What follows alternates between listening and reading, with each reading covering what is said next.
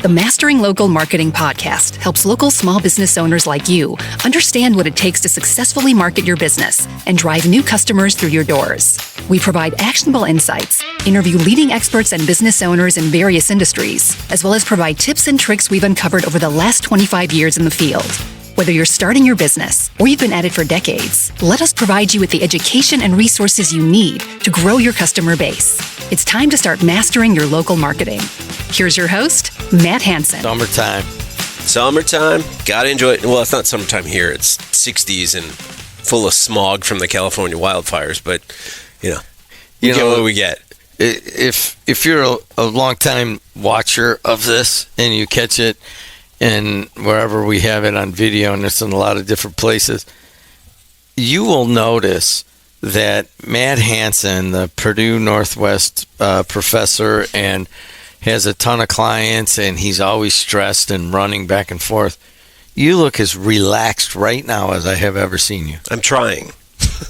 I'm trying. Try to relax. I'm trying. There's so much going on, but today I'm off of work, so I decided to come in and shoot a couple podcasts with you. And my daughter's here today. She's actually studying for SAT in the other room, but I think that's probably why I'm not stressed. I don't have to worry about anything like that. I'm just relaxed, and hopefully I can get out and enjoy the day as we go. So here we are it will soon be very hot here, and you got to find ways to stand out in the summer, especially some.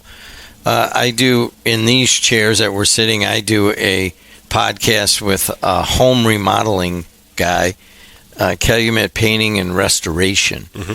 And it would be in the summer, he basically tells people on the podcast, hey, how to paint and what paints to choose and everything. But he's like, if you really want a good price out of me, talk to me in October, and I will give you a considerably. So he's busy as all get out right now. But a lot of businesses aren't. It slows down for them. What is your general attitude toward this season? So if you're a small business owner, there's one of two ways that this goes in the summer. You're talking about somebody that paints externally. Maybe you have a marina, right? Marinas are jam-packed all the way through July at this point. We're at the first week of June. Air conditioning, right? Like all of these things that go with summer. But you got to realize that human beings, when it gets hot outside, we want to go outside, right? So we live in the Midwest, right outside Chicago, 30 minutes southeast of Chicago.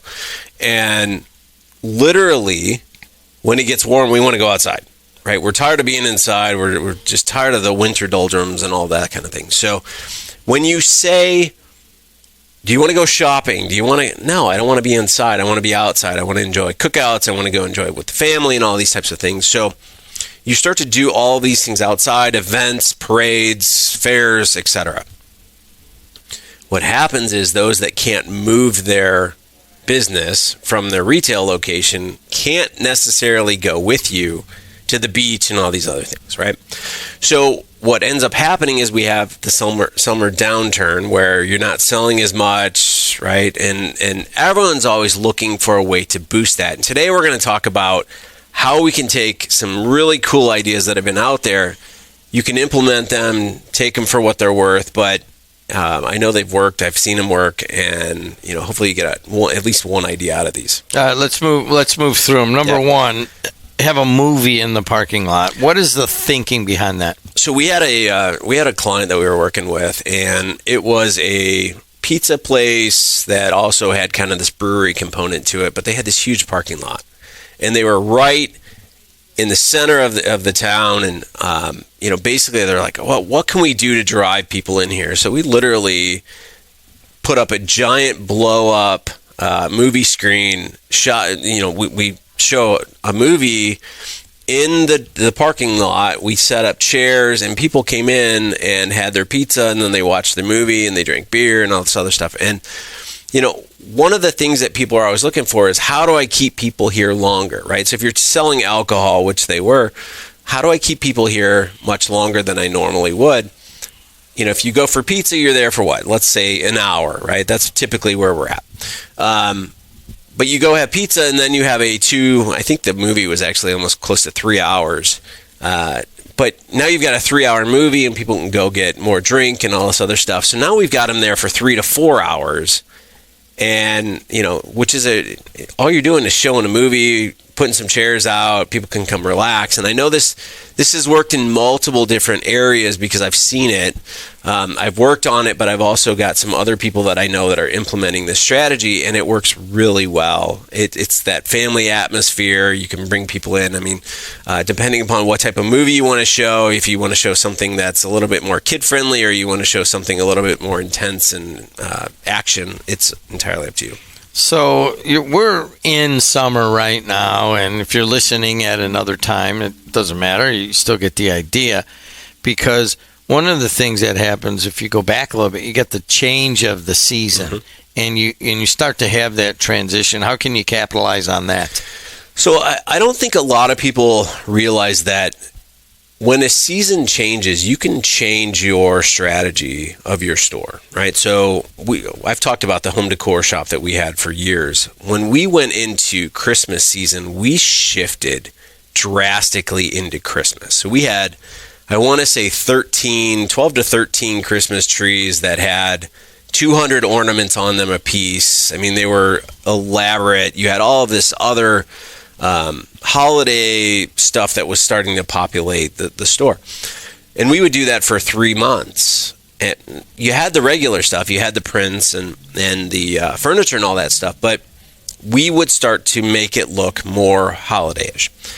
On the flip side, you're going into summer. How do we make it more? What can you flip to that is going to be a little bit more summer focused that maybe people will get excited about, right? So, we shifted to Christmas and all of the decorations that go along with it, but can you shift to something that, if let's say you have, you're fashion, women's fashion, right? Can you shift to things that are more like summer swimsuits and cover-ups and all those types of things and push those towards the front of the store to drive additional traffic? So you're changing with the seasons, but it makes sense because now, they have this. It's unique items that I can't get at one of the bigger box stores. But now instead of going after the Christmas market, you're going after the summer market with something that's really unique that maybe nobody else is selling in your space. We have a couple radio stations and obviously do a lot of work with Apple and Spotify now that we have a podcast network. Mm-hmm. And one of the things they have now is this branded playlist. And, we messed around with it at Christmas, branded Christmas playlists and so forth. But I noticed that there's a bunch of people doing branded summer playlists. Right. What can a small business do with that? Oh, man, I would throw this out to your customers. I would say, hey, we're putting together a series of playlists over the summer. Maybe you have one in May, June, July, and August, and you say, what needs to be on there? And you just do some kind of social content with that and say, hey, we're looking for the first song. What would you put on this? And you get all these suggestions that come in, and you pick one, and then you pick another, and collectively what you're doing is you're taking all of your customers and you're taking all their ideas and you're building this summer playlist. And you could have volume 1 and volume 2 and volume 3, and people start to argue over like which one's the best, and they want their song on there and they want to be included. So it's a real easy way to take like user-generated content, implement it, spit it back out, and then they have that to listen to at the beach or wherever it is, but it's branded with you at that point, and they've helped build it. So it's a really cool summer idea. Takes literally no effort on your end, no money, to be honest with you. So why not do it? UGC, you mentioned it there, user-generated content. That's the gold standard in trying to get people involved. Once they get involved with you, with providing you with UGC, their percentage of possibly buying something from you goes way up. But let's shift here. We're right now putting together our summer schedule, and we're invited to a number of 4th of July parades. Right. And we've done them, and we do them, and we make the appearance. We're the local radio station. We're the local sports streamers.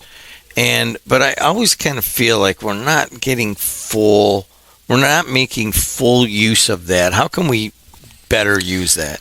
Yeah, I would have a goal going in. Lots of eyeballs as you go through, but a parade is a very busy spot, right? So the way to look at this is everybody's throwing candy. Everyone's got all of these things that they're handing out, but maybe go big. Maybe do something. You talk about sports, right? So could you put, let's say I don't know what your budget is for it, but let's say that you put something together and you had an autographed item from one of the Chicago Cubs. And you're just like, you know what, we're gonna give it away. So you create this giant sign on your float that says, scan this QR code. We're giving this Chicago Cubs jersey away to one lucky person today. And they scan it, they register for it, and you just built your entire list for the summer right there, right? So now you can start to push content to them, but you're giving away one jersey that's signed by one of the players, right?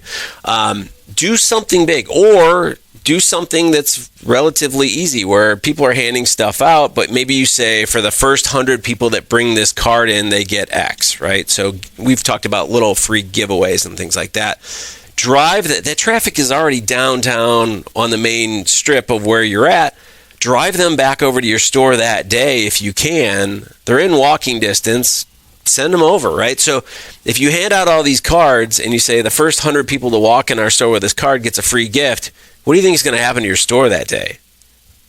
It's huge, right? So you collect 100 of them. Once they're gone, but if you can keep giving them if you want once they come in. Everybody knows July 4th. Mm-hmm. Awareness of July 4th, if you look at the funnel. Right. And just to remind people, the funnel, awareness at the top, in the middle is consideration, at the bottom is close.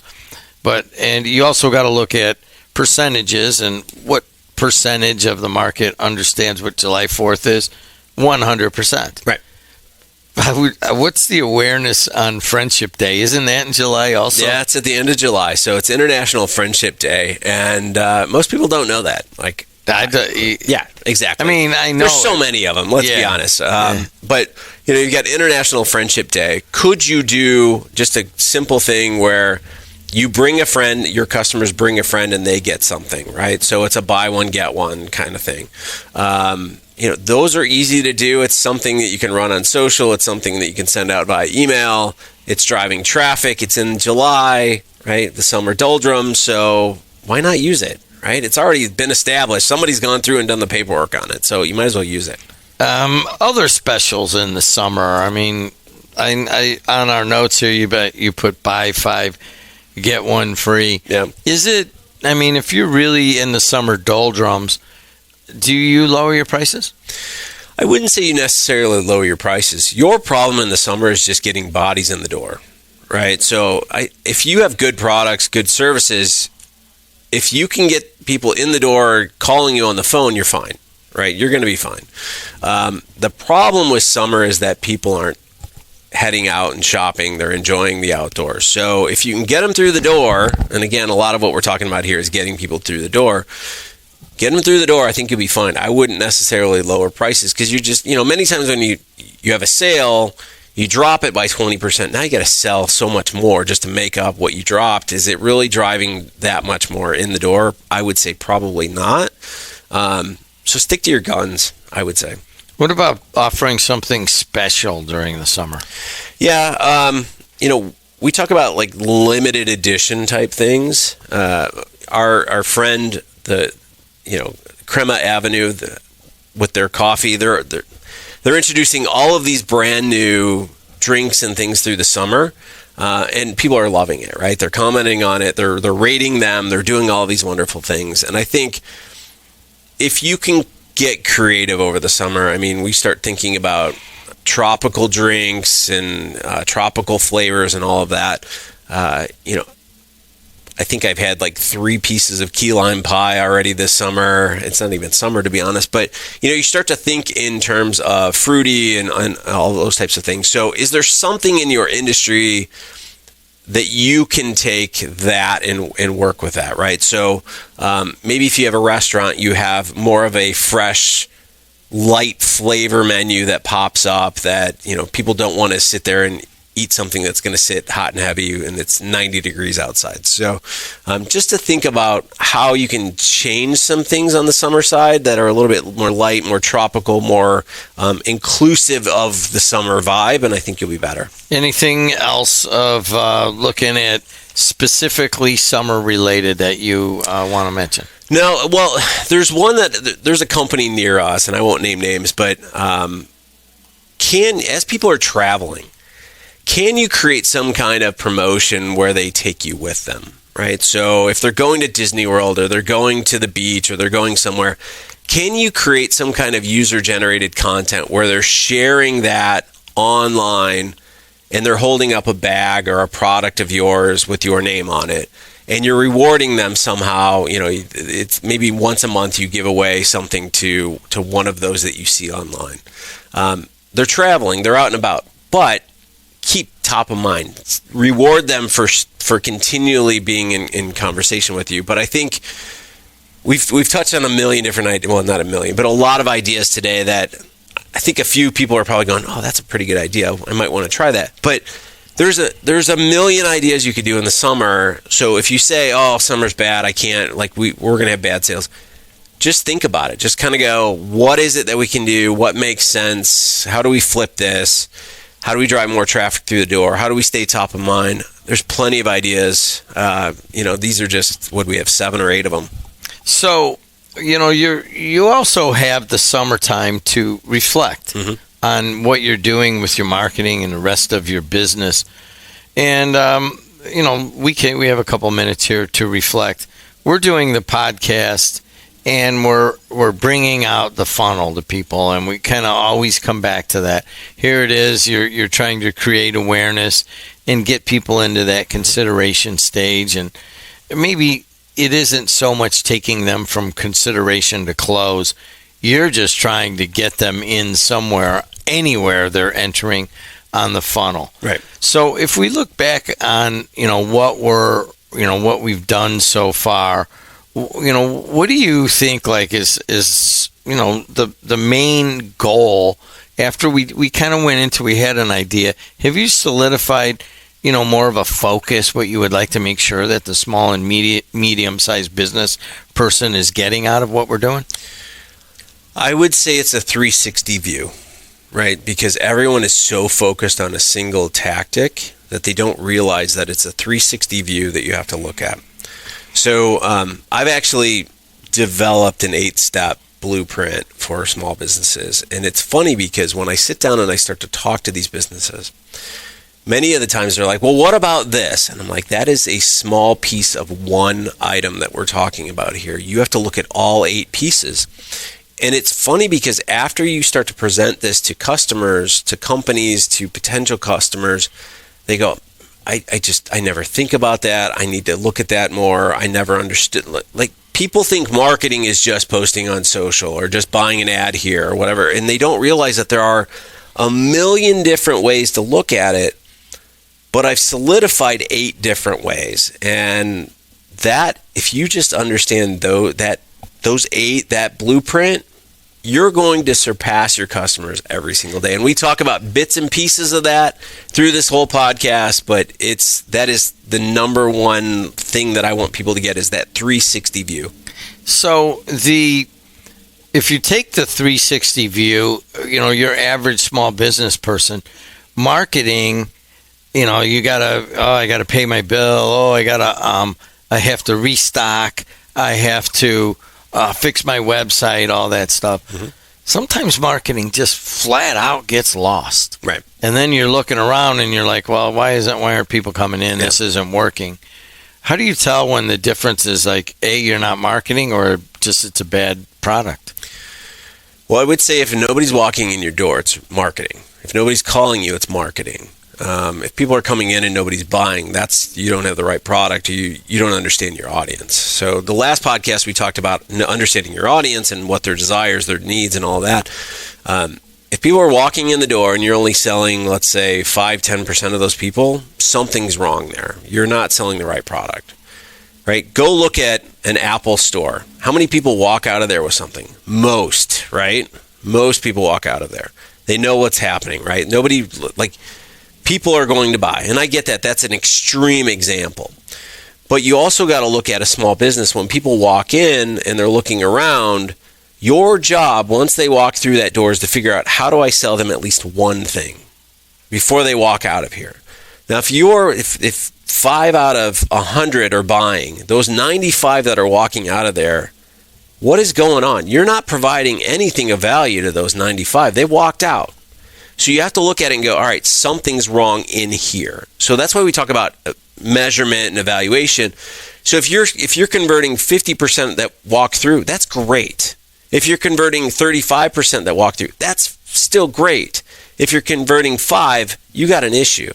If nobody's walking through, you got a bigger issue. That's a marketing issue, right? So a lot of people will say, oh, I don't have time for marketing. And I say, well, there's no point in setting up your store if you're not marketing, because nobody's walking through your door anyway. There you go. That's the point right there I was looking for. Hey, he's Matt Hansen. I'm Jim Diedlow. And until next time, see you later. The Mastering Local Marketing podcast helps local small business owners like you understand what it takes to successfully market your business and drive new customers through your doors. We provide actionable insights, interview leading experts and business owners in various industries, as well as provide tips and tricks we've uncovered over the last 25 years in the field. Whether you're starting your business or you've been at it for decades, let us provide you with the education and resources you need to grow your customer base. It's time to start mastering your local marketing.